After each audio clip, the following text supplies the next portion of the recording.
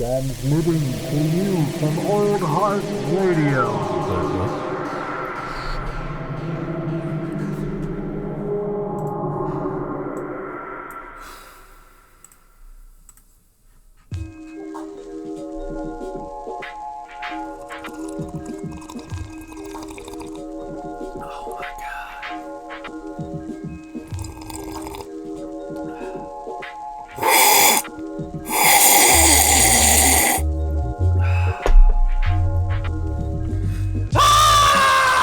Oh yeah, no, sorry, started that off wrong. Hello! Yes, it's another episode of Coffee and Contemplation. You knew that, didn't you? I'm your host, Old Heart, aka Jared, aka whatever. I don't give a fuck. You can call me whatever the fuck you want. I'll probably ignore it anyway. Yeah, I'm tough like that. Either way, this is a special episode, and I'll tell you why. This is officially episode number 100 of Coffee and Contemplation. Yes, we're triple digits, but I gotta be real with you. We've been triple digits for a while. Because before all this, the original iteration of Coffee and Contemplation, which if you're a die-hard fan, you'd know, was on SoundCloud. And SoundCloud, where Old Heart Radio originated, held somewhere close to like 200 plus episodes. Most of them were Coffee and Contemplations. Over 100 of them were Coffee and Contemplations, and some of them were episodes of the old You Snooze, You News, and some of them were episodes of C-Rap. I think the Kanye West C-Rap is still up on there, actually. If you go on SoundCloud, look up Old Heart Radio, see what the fuck is on there.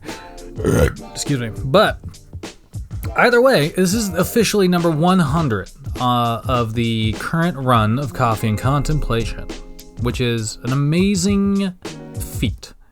100 of these fuckers. I've been podcasting for years at this point, but realistically, I just aimed the direction my mouth was headed into a microphone, and here we are. Either way, Coffee and Contemplation in true fashion. I wanted to talk about voting today. I've been variously perusing a couple of different history of voting things, and I found one that I really just wanted to go over in general, because I feel like voting is fucking important. I used to be more jaded on this subject, where I definitely was a product of that, of the Bush presidency, where I just didn't give a fuck. I was like, it doesn't matter. Who you vote for isn't gonna fucking matter, because you're not gonna win, no matter what. It's rigged, right?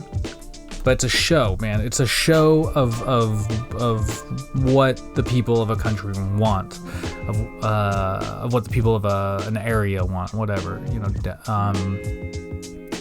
whether this is what I'm realizing, whether it's win or lose, like with the 2016 election, Donald Trump lost the popular vote, but won the Electoral College, thusly giving us the orange turd that is currently the President of the United States.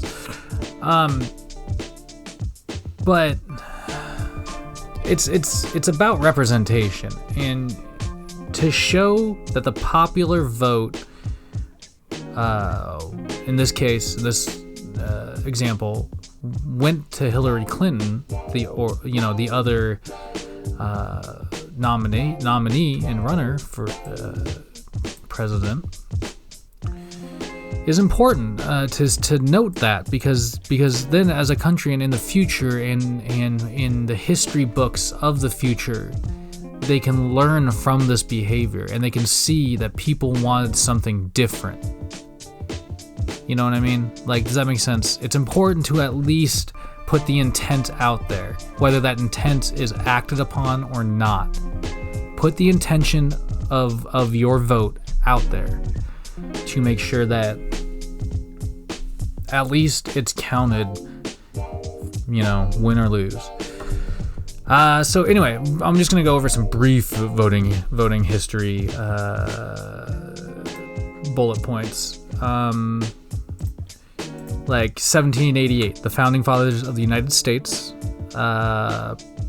put together the Electoral College, where the American people do not directly elect the president. I personally am of the disposition that the popular vote should count and should be what is electing our officials, not the Electoral College. I don't think that we are truly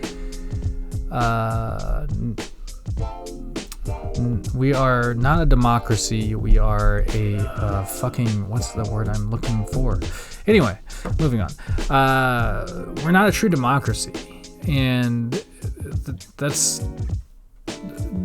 not necessarily a bother. It's just we shouldn't pretend like we are. You know what I mean? We shouldn't pretend like we are something we are not, which is something America is very good at.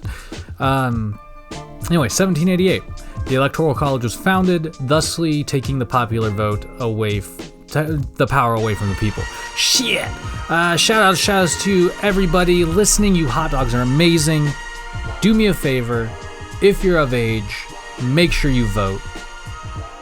This upcoming election is hella important. And I don't use that word often. I don't know why I used it there, but hella important. VOTE, motherfuckers. Anyway, let's jump down. 1789, George Washington is elected as the first president. Thanks, Electoral College. 1820 to 1830, states join the Union and they create their own constitutions for each state. Still, most eligible voters in the U.S. are white males who own property, so I wouldn't be able to vote.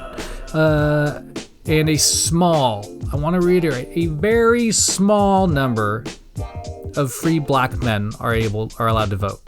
No women have been given the right to vote, which is fucking crazy. 1840, women begin to organize the suffrage movement, and it starts steamrolling. Organized, some of the two famous leaders are Lucreta Mott and Elizabeth Stanton. Anyway, everybody knows Elizabeth Stanton's name, or you should. 1848, Wisconsin enters the Union and has the most liberal voting laws. Women still do not have the right to vote. 1850, groups like the Know Nothings create literacy laws that are meant to be a form of voter suppression, which is something we talk about still today. Literacy laws were mainly directed at African American and immigrants, African American citizens or people and immigrants who could not read or write. And like I said, this was kind of a act of voter suppression. 1860, the Democratic Party divides into northern and southern wings, and South Carolina secedes from the United States after Lincoln is elected. 61 to 65, the American Civil War breaks out. Don't know why that's on the voting thing. Jefferson Davis is elected president of the Confederate States of America in 1861. Who cares? It looks like that's not even irrelevant anymore. Jefferson Davis. Oh my God, the Confederate flag. I've been yelling and punching and ripping down Confederate flags since I was a fucking teenager. It bothered the hell out of me when I was in high school. I'm ashamed that it's still needing to be done today. 1896, Congress passes the 15th Amendment to the Constitution. This amendment gives men the right to vote. All men. Wow. Or the right to vote, regardless of race, color, or if they were formerly slaves. Oh my God. But get this. Women still are not given the right to vote. It's fucking crazy. Supposedly in the Wyoming territory, women were given the right to vote. In 1870, Utah gives women the right to vote. 1877, after the presidential election of 76, the Electoral Commission gives disputed electoral votes to Rutherford B. Hayes instead of some bloke named Samuel Tilden, who wins the popular vote. God damn, dude. I don't know who Tilden is.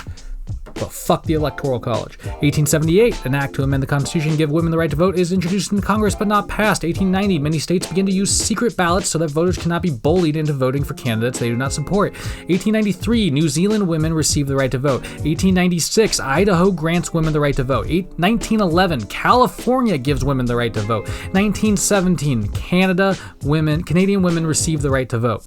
1920, Congress passes the 19th Amendment to the Constitution, finally giving women the right to fucking vote. 1928, women in the United Kingdom and Ireland get the right to vote. 44, women in France get the right to vote. 1950, women in India receive the right to vote. How's that for progression? We always think that in Indian society, women are very suppressed. Well, I mean, I'm not knocking that. I also maybe speaking a little far out of terms. Who fucking cares? But in 1950, they gave women the right to vote.